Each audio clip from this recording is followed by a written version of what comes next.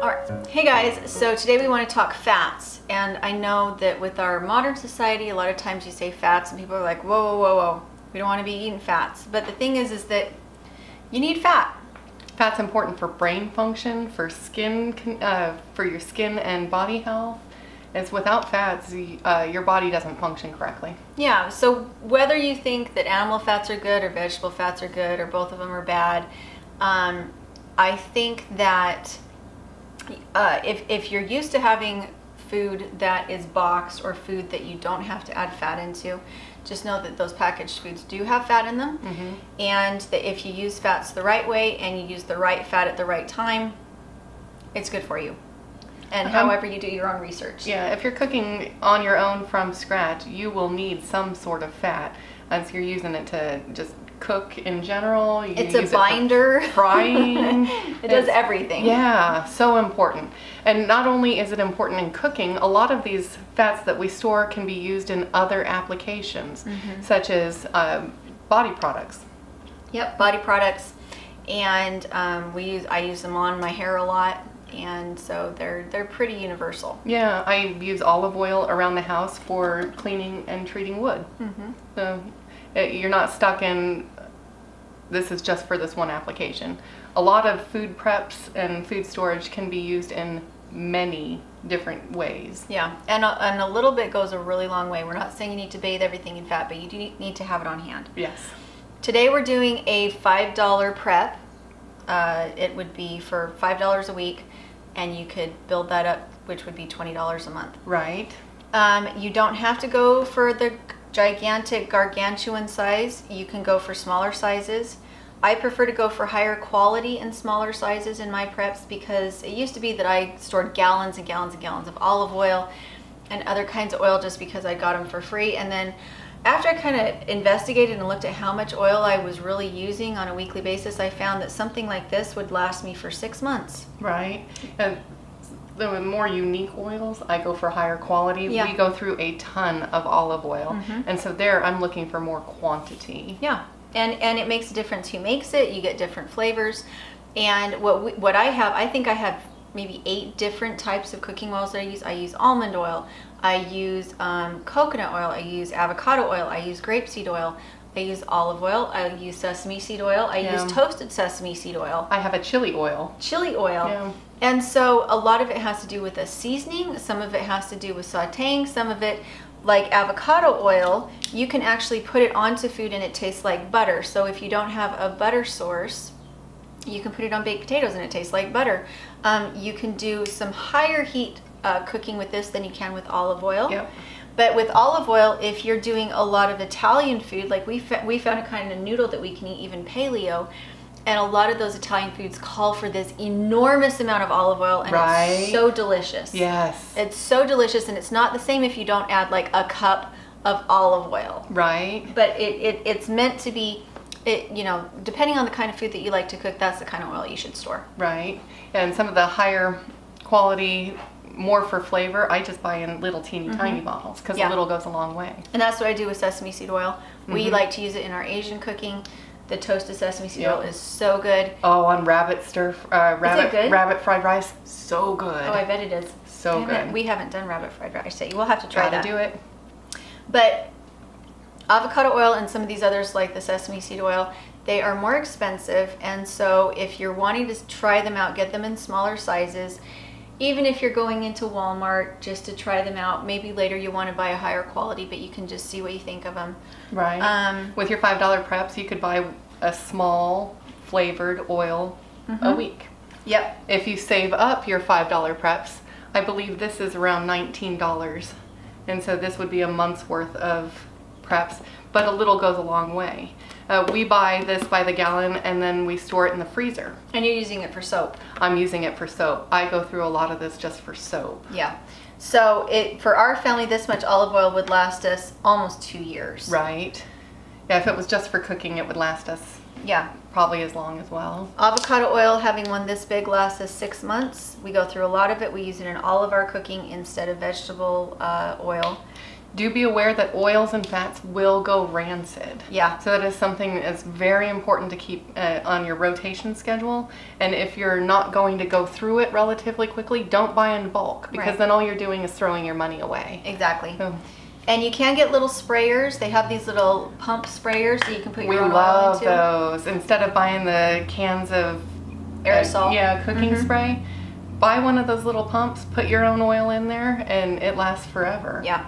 Oh. Make sure you find out what your cooking temperature is for your different oils. Some of them you can saute with, some of them you can fry with, but some of them you can't. Right. And you're supposed to just use them cold, like the sesame seed oil. You don't fry or cook with that. You use it as a flavoring. Yep. I don't know if the same thing goes with chili oil. Yeah, I would assume that it does. Yeah. I just add it at the end as Yeah. a flavoring.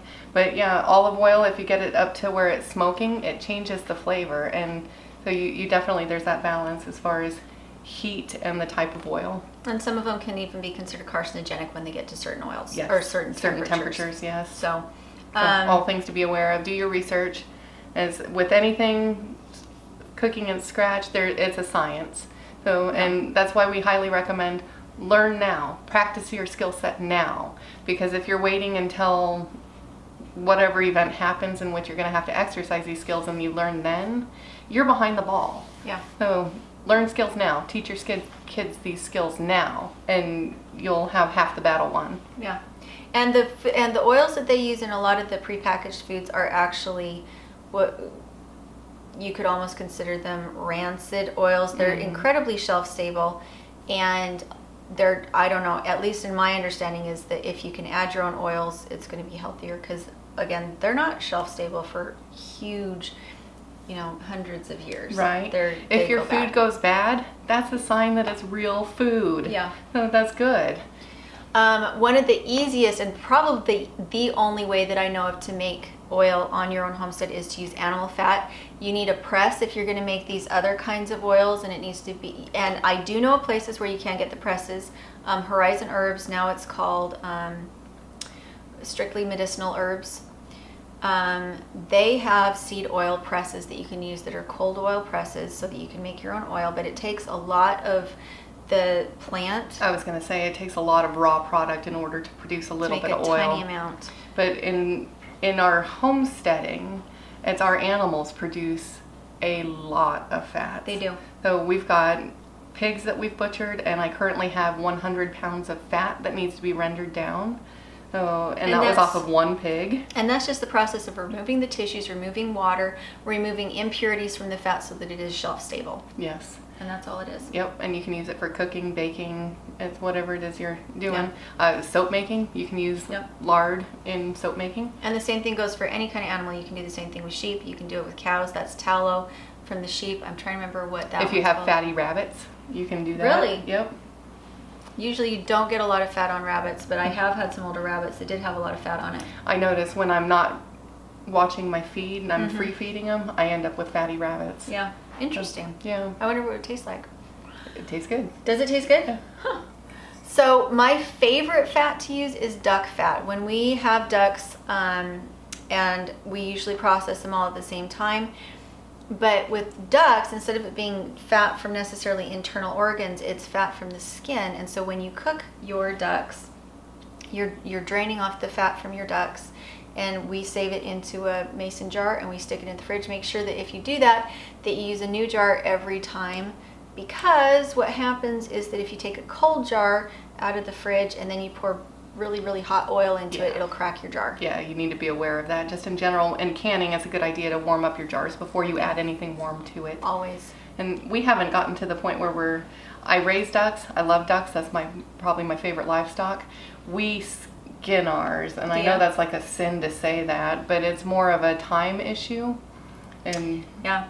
Plucking is intense. I've done plucking before. What we generally do when we get ducks in large amounts is that after Easter, when people have had all their Easter ducklings and they've gotten tired of them, they give them away or they sell them for a very inexpensive amount. And so we bring them into our flock and we give them a couple weeks of clean feed and really clean water on the mulch. I do that too when people give us livestock. You just give them a little bit of a restart, because a lot of times they've been on food that maybe wasn't as good as it could have been, or they didn't have enough space, or they didn't have enough water to get clean. I've noticed some of the animals that have been given to us smell weird. Yeah, like they've been in confinement too long and they're just dirty.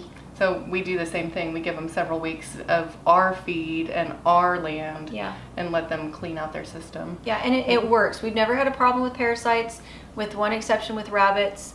Our ducks have always been really clean, and when we first started out, I butchered them because I did have the time. I was a stay-at-home mom. I didn't have an extra job, and so what we found we like to do was hang them in the smokehouse and let them age for just a couple days in cold weather. Right. And then we would finish cleaning them out and pluck them, and I could do it at my own leisure because it was cold weather. And traditionally, that's how it was done. You'd kill the duck and you'd hang it for some time to let it tenderize. And then you would clean out the inside, eviscerate them and everything. But again, it has to be cold weather. Right. You can't do that in summer. You can't do that in summer.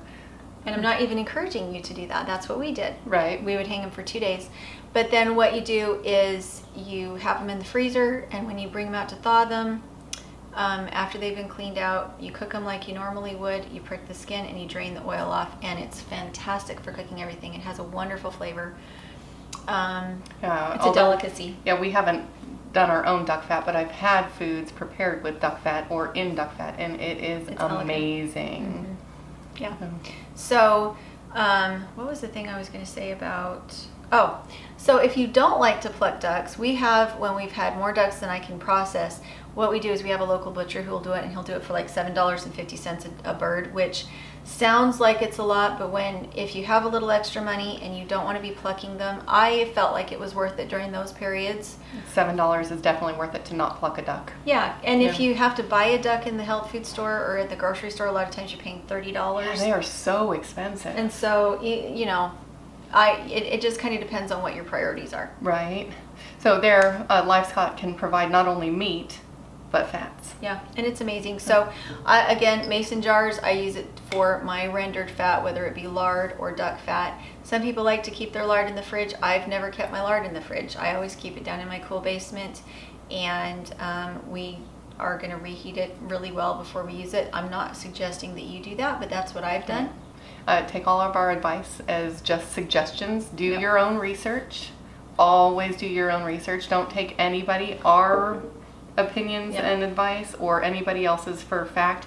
Do your own research. It's like the egg dilemma. So many people don't want to have eggs sit out on their counter because they feel like it's, whatever, it's contaminated if it gets warm. But since I was a kid, we always kept eggs out on the counter. We never put them in the fridge.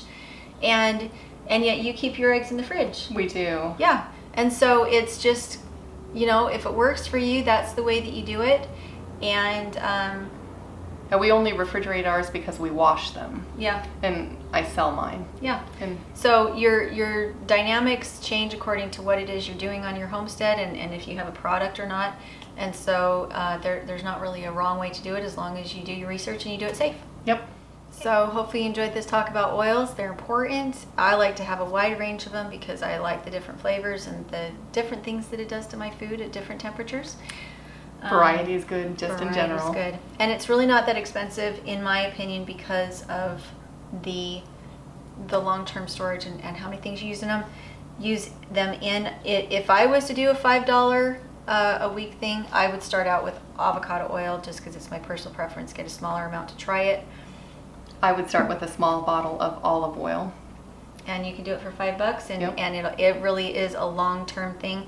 If you don't use a lot of oil, that one will last you for 6 months, maybe longer. So so it's more like a one-time shop thing with the $5. And you could really, you could go buy a little bottle once a week and have 4 different types of oil by the end of the month: an avocado and an olive oil. You could have some fun flavored oil, flavored oil. Sesame roasted sesame oil goes really good with Asian food. And so make sure to go check those things out and look in at our Facebook Live on Saturday, somewhere between 10 and 2. And we hope to see you there. Yeah. Be sure to like, share, and subscribe. Thanks for joining us, guys. We'll talk to you later. Bye.